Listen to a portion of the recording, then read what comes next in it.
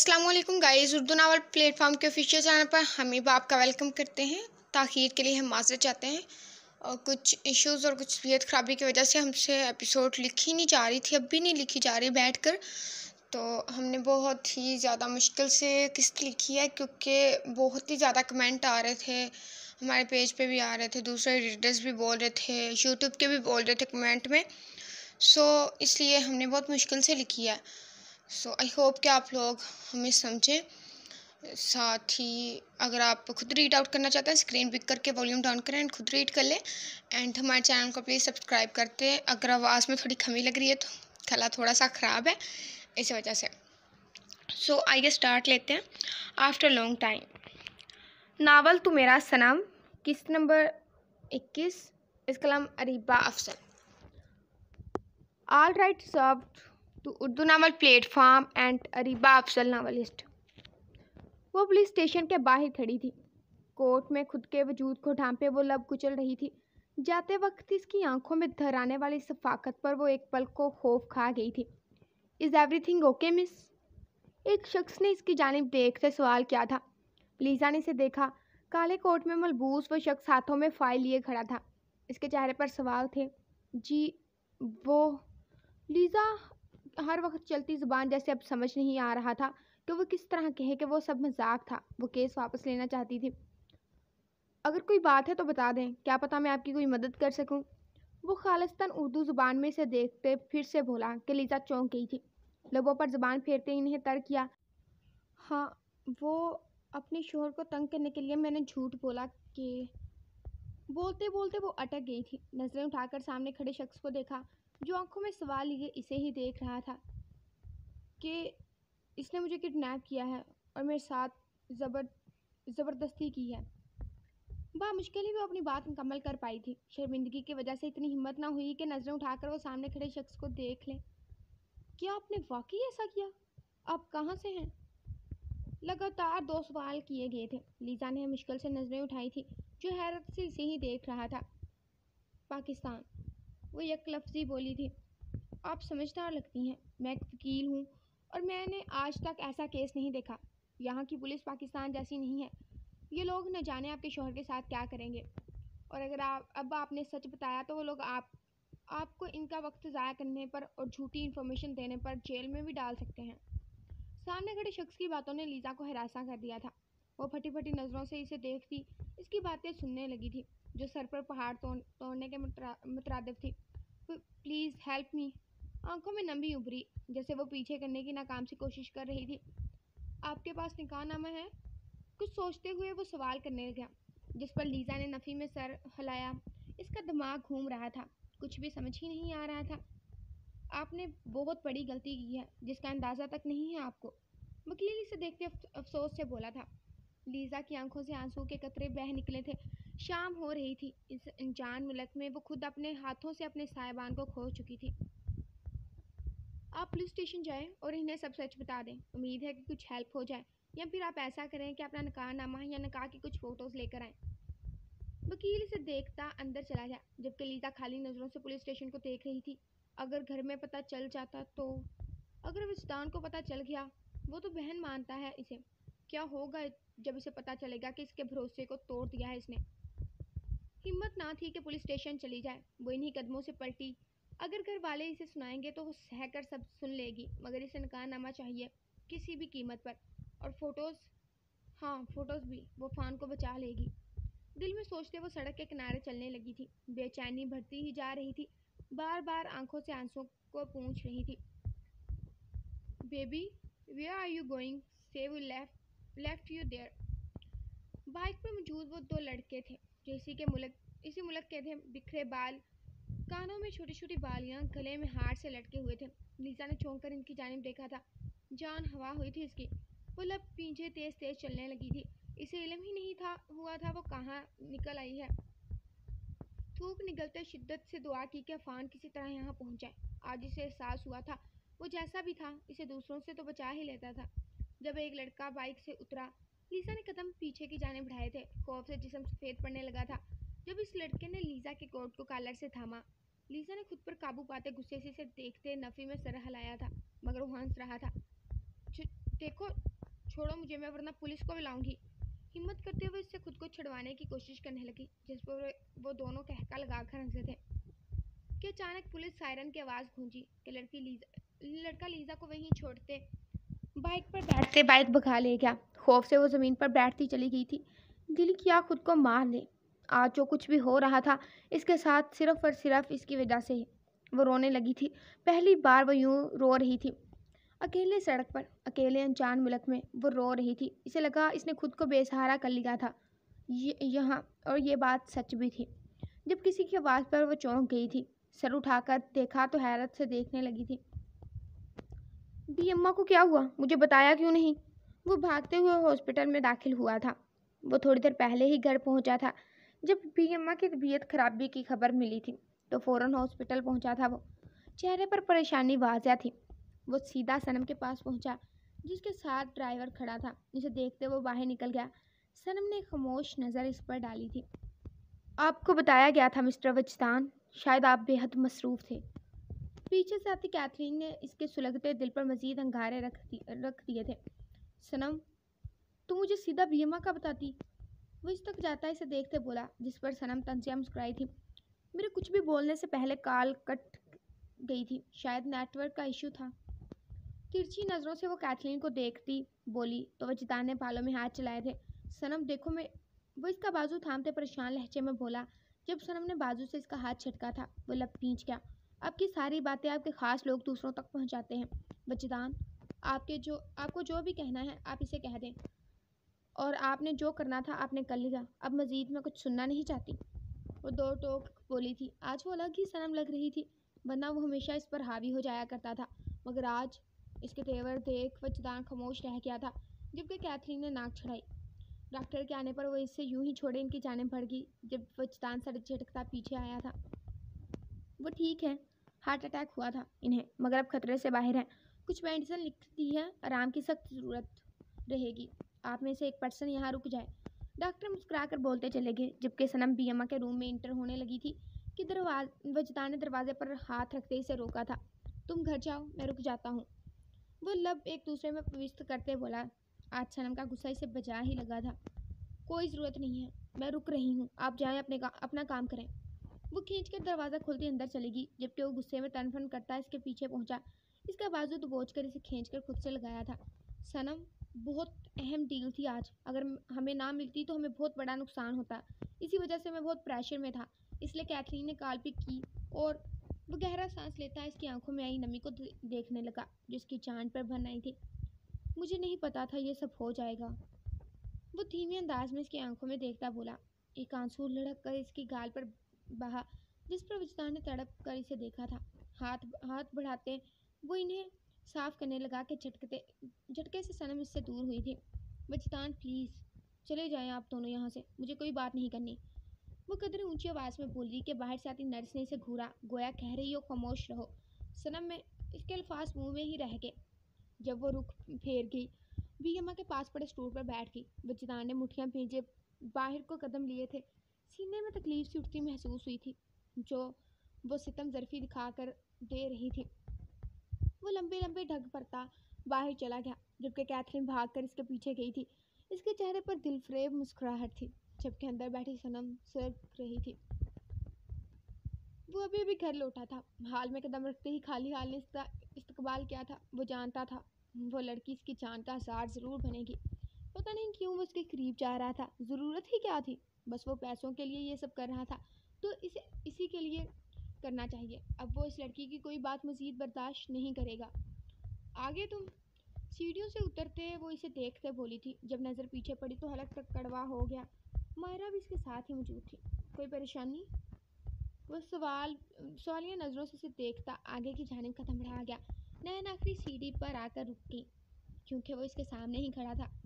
اوہ، تو رو کھیل کو لے کر آئے ہو، کنسیا کہتے وہ سر نکال کے مائرہ کو دیکھتی بولی، جس کی شکل اس کی بات پر سرخ ہو چکی تھی، جبکہ مہدیر لب کھینچ کر رہ گیا تھا۔ زبان بند رکھ، مٹھیاں بنائے وہ غصہ کنٹرول کرنے کی کوشش کرتے بولا، جبکہ نین نے طنزیہ نظروں سے اسے دیکھا تھا۔ جب کچھ کرنے کا دم رکھتے ہو تو سننے کی ہمت بھی رکھا کرو۔ تیکھے چتونوں سے وہ اسے گھورتے وہ لفظوں پر دباؤ دیتی بولی تھی۔ تیرے سے کچھ کہنا فضول ہے، چل راستے سے ہٹ۔ آنکھوں میں بیزاریت دھر آئی تھی، نین کا چہرہ سرخ ہوا۔ وہ اس لڑکی کے سامنے اس سے ایسے کیسے بات کر سکتا تھا؟ کیوں؟ میرا وجود برداشت نہیں تم سے، یا باہر کی عادت ہو گئی ہے؟ نفرت سے اسے دیکھتی وہ پھنکاری تھی کہ ضبط کرتے مہاویر کی آنکھیں سرخ ہنکارا ہوئی تھی۔ نین! اس نے سیڑھیوں کے پاس پڑے ٹیبل کو زور سے ٹھوکر ماری کہ اس کے اوپر پڑا باز زمین بوس ہو گیا تھا۔ تیری چلتی زبان اپن کو پسند نہیں ہے، بند رکھا کر ورنہ کاٹ دی جائے گی۔ بہت سن لی تیری، اب اپن کا دماغ کھسک گیا ہے۔ دانت پیستے وہ آنکھوں سے ہی اسے بھسم کر دینے کا ارادہ رکھتا تھا۔ اندر جا۔ پیچھے مڑ کر اس نے مائرہ کو دیکھا جو اپنا ہینڈ گاڑی کھیلتی اندر چلی گئی، اور یہی بات اسے مزید آگ لگا گئی تھی۔ یہ یہاں رہے گی؟ وہ غصے سے چیخی تھی جب مہاویر نے اس کے بازو کو اس قدر سختی سے پکڑا کہ انگلیاں بازو میں دھنستی محسوس ہونے لگی تھی۔ نین کو وہ کمرے میں لاتے ہی اسے وہیں جھٹکا دیتا چھوڑ گیا تھا۔ وہ بیڈ پر گری۔ ہاں، وہ ادھر ہی رہے گی۔ تیرے کو تکلیف ہے کوئی؟ وہ حد سے زیادہ سخت ہوا تھا۔ نین نے بے یقینی سے اسے دیکھا، غصہ ادو آیا تھا اسے۔ وہ یہاں کیوں رہے گی؟ اسے دیکھتے وہ غصے سے چیخ کر بولی تھی، جس پر مہاویر نے مٹھیاں پیچھی تھی۔ اب تم اپنی کھیل کو ہمارے گھر میں رکھو گے؟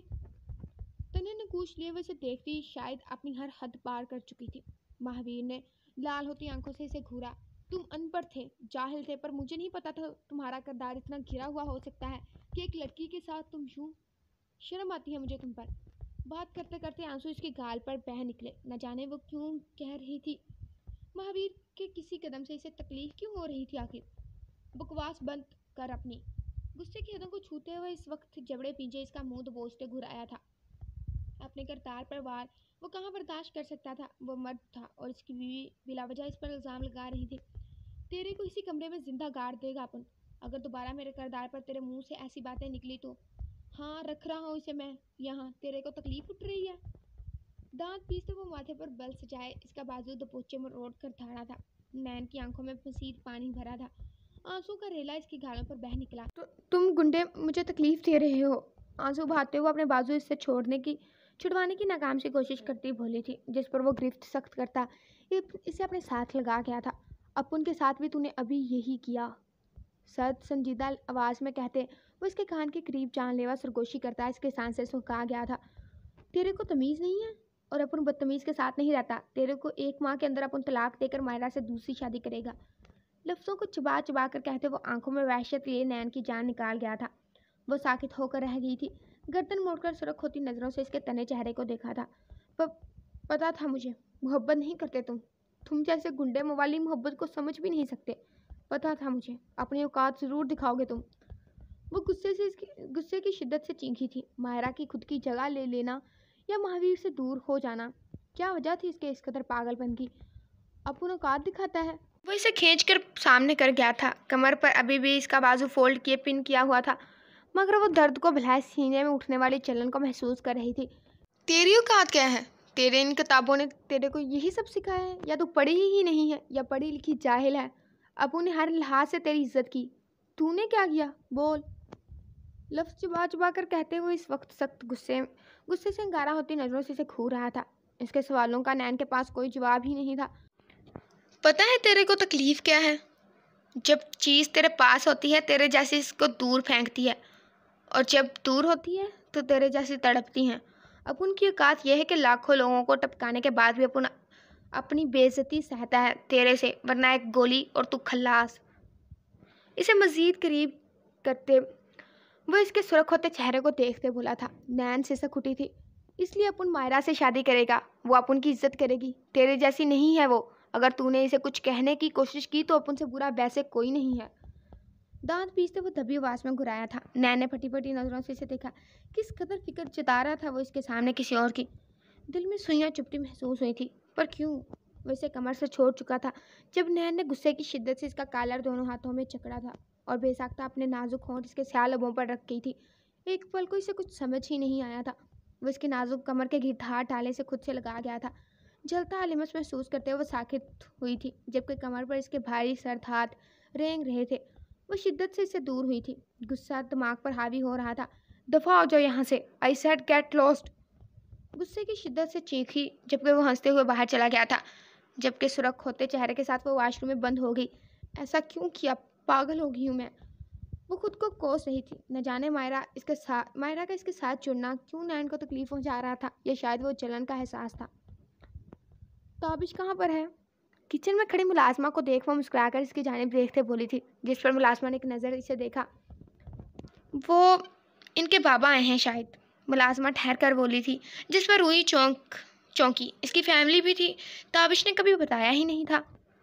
ओके, वो धीमा सा मुस्कुराई थी। बाहर जाती वो हॉल में रखे सोफे पर बैठ गई। टीवी ऑन किए वो प्रोग्राम देखने लगी थी, जब अचानक किसी के कदमों की आहट पाकर इसने पलट कर देखा था। कंधे पर मर्दाना शाल रखे, सफ़ेद काटन के सूट के साथ पाँव में पेशावरी चप्पल पहने वो कोई 45 के लगभग आदमी से नजर आया था।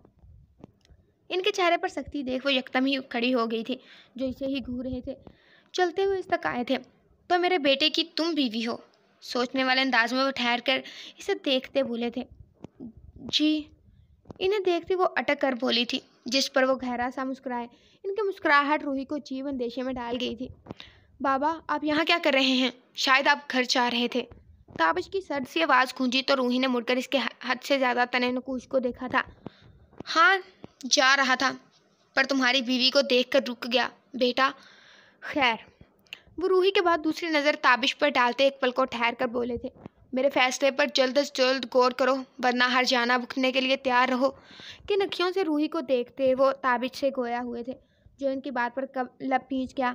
सुर्खी चेहरे पर झलक आई थी। रूही खामोश खड़ी थी जब वो एक नज़र इस पर डालकर चले गए थे। ताबिश, ये आपके फादर हैं? आपने बताया क्यों नहीं कि आपकी फैमिली है? कहाँ रहते हैं वो लोग? ताबिश को देखते हुए बाहर की जानिब नजरें दौड़ाए बोली, जो लब पीछे आकर सोफे पर बैठ गया, जबकि रूही भी इसके साथ बैठी जवाब की तलबगार की थी। और ये कैसे फैसले की बात कर रहे थे? नजरें इसके सुर्ख होते चेहरे पर टिकाए वो बोली थी, जब वो इसे बगैर कुछ कहे खींच कर खुद में पींच चुका था। हाँ, ये मेरे बाबा हैं, और तुम फिक्र ना करो, सब ठीक है। इसकी आवाज़ में कुछ तो कमी थी, जो रूही को शिद्दत से महसूस हुई थी। शायद वो बहुत परेशान था। आप ठीक है ताबिश? वो सर इसके सीने से उठाकर इसके देखते फिक्रमंदी से बोली थी, जिस पर वह इसके माथे पर लब रख गया। रूही महसूस हुई थी। मैं ठीक हूँ, आप फिक्र ना करें। आप मुझे गुड मॉर्निंग बोलना भूल गई हैं।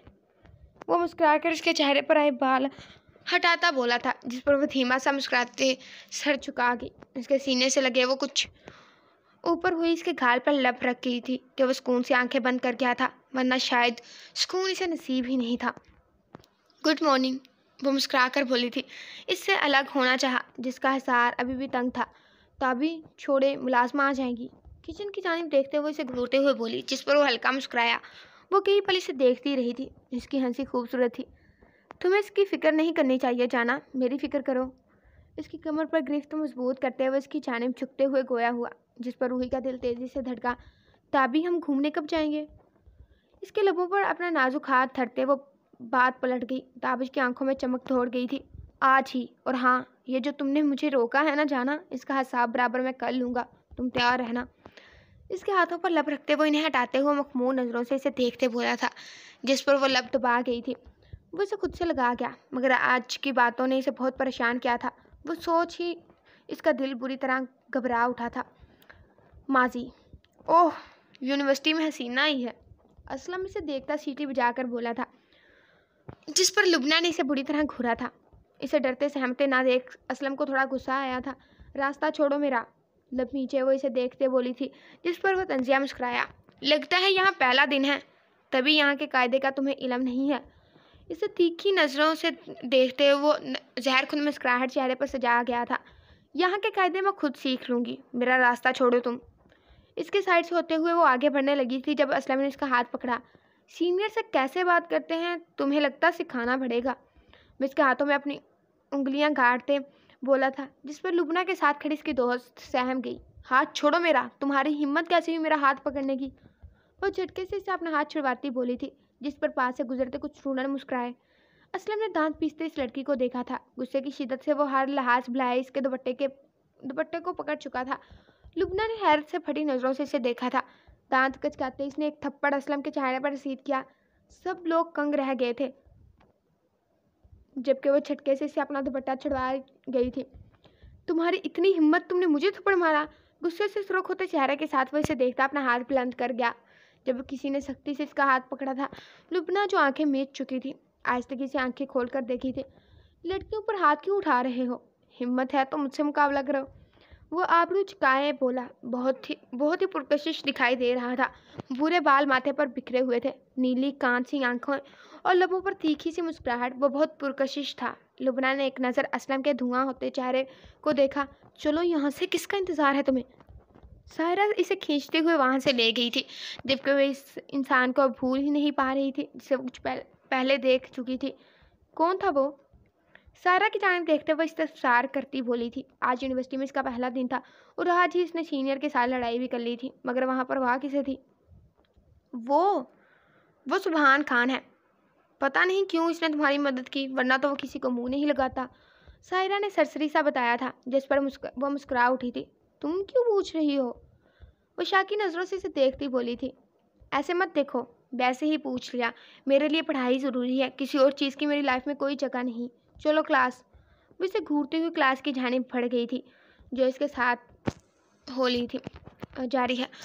سو گائز آئی ہوپ کہ آپ کو ایپیسوڈ پسند آئی ہو، کیونکہ آگے سے ناول کل شاید تابش اینڈ روحی کی اسپیشل ایپیسوڈ آئے، ان کے کپل کی، ان کی کیونکہ کوئی بھی نہیں آئی، نین اور مہاویر کی، اور تابش اور ان کی نہیں آئی، لیکن تابش اور روحی کی کل آئے گی، مہاویر اور نین کی نہیں ابھی بنتی کوئی۔ سو اینڈ ساتھ ہی ساتھ بہت سے راز اب کھلنے والے ہیں، ناول بہت انٹرسٹنگ ہوگا، کیونکہ جیسا آپ نے دیکھا کہ تابش کے فادر آئے تھے، سو تابش کافی پریشان ہو گیا تھا۔ اس کے ساتھ ہی اب دیکھو وچتان ہے سنم میں کیا ہوتا ہے، اینڈ کیا کہتے ہیں، عفان جو ہے وہ جیل میں ہی رہے گا، لیزا پتہ نہیں اب کیا کرے گی، اور کیا پتہ اسے ملنے والا وہ شخص عفان ہی تھا جس نے اسے لڑکوں سے بچایا، اور کچھ رہ گیا، ہاں مہاویر اور نین میں پتہ نہیں کیا ہوگا، شاید طلاق ہو جائے۔ سو گائز اپنی رائے کا اظہار لازمی کیا کریں، اچھے لوگ کمنٹ کیا کریں، اینڈ حوصلہ افزائی کریں تاکہ لکھنے میں ہمیں مدد ہو، ویسے تو تھوڑی خراب ہے۔ سو آئی ہوپ کہ آپ کو ناول کی ایپیسوڈ اچھی لگی ہو، پلیز جلدی سے ہمارے چینل کو سبسکرائب کر کے بیل آئیکن پریس کر لیں، ہم لانگ ایپیسوڈ لکھنے کی کوشش کریں گے، اینڈ کل رومانٹک ایپیسوڈ آئے گی سبھی کپل کی، آئی ہوپ سو خدا حافظ۔